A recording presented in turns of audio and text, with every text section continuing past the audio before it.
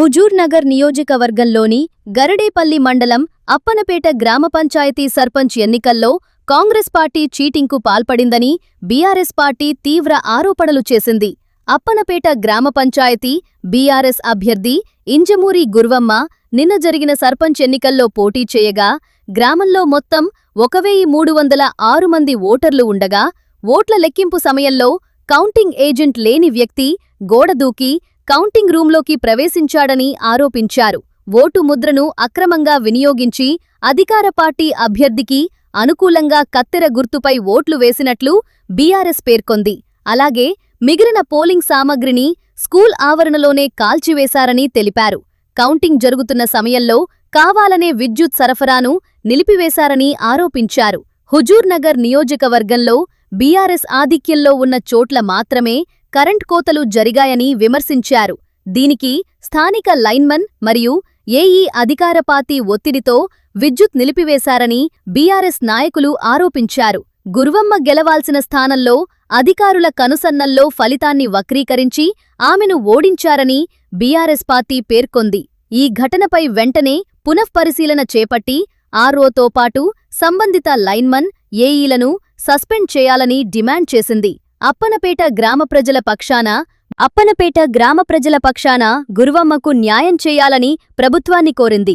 అక్కడ ఉన్నాయి కాగితాలు, ఇక్కడ ఉన్నాయి. పర్టికులర్గా అక్కడే ఎందుకు కాల్చారు, మళ్ళీ ఎందుకు వదిలిపెట్టారు?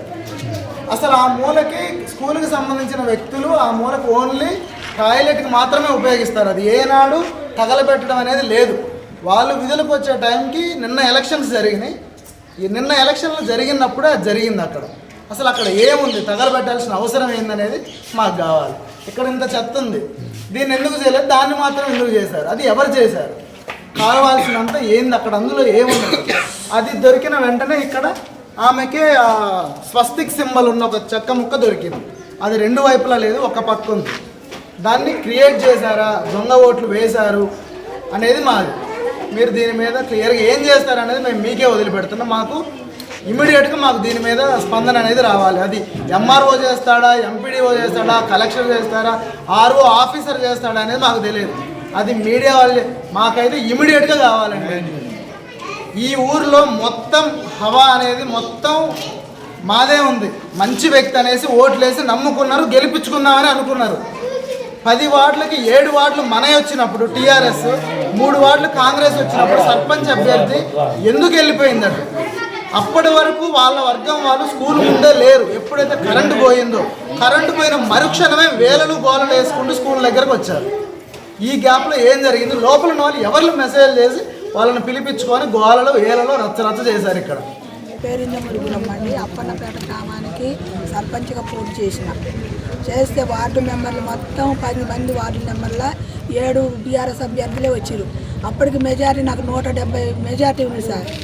170 మెజారిటీ ఉన్నప్పుడు మళ్ళీ ఇక సర్పంచ్ ఎన్నిక చేసే లెక్క పెట్టేటప్పుడు అటు ఇటు మార్చారు సార్. 1000 పోలు అయినాయి అన్నారు.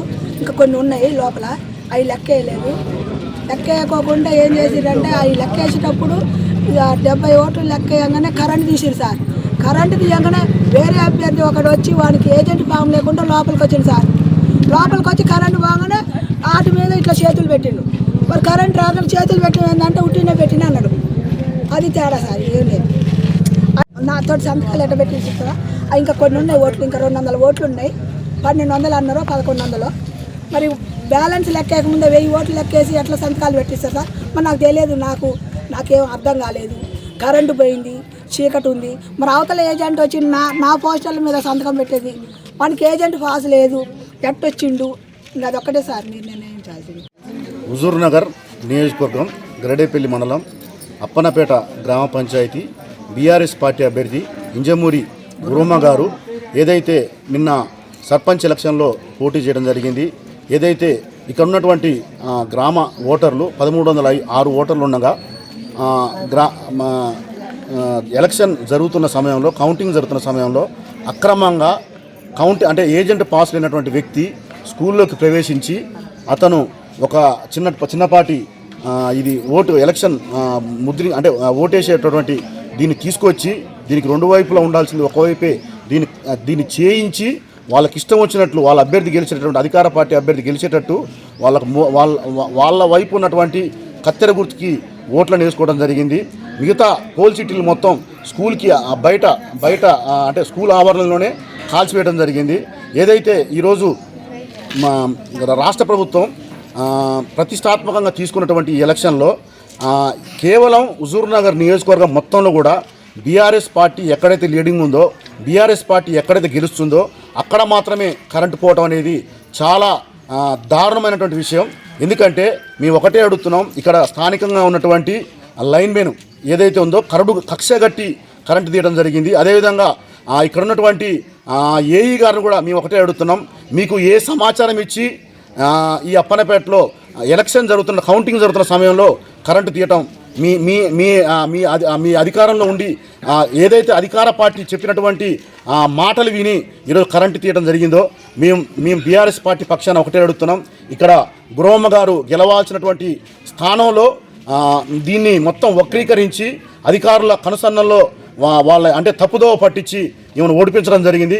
దయచేసి దీన్ని వెంటనే పునఃపరిశీలించి ఆర్ఓ గారిని, అదేవిధంగా ఇక్కడ ఉన్నటువంటి లైన్మెన్ని, అదేవిధంగా ఏఈని కూడా వెంటనే సస్పెండ్ చేసి దీని మీద పునఃపరిశీలన చేసి గురమ్మ గారికి న్యాయం చేయవలసిందిగా గ్రామ ప్రజల పక్షాన, అదేవిధంగా బీఆర్ఎస్ పార్టీ పక్షాన మేము కోరుకుంటున్నాం.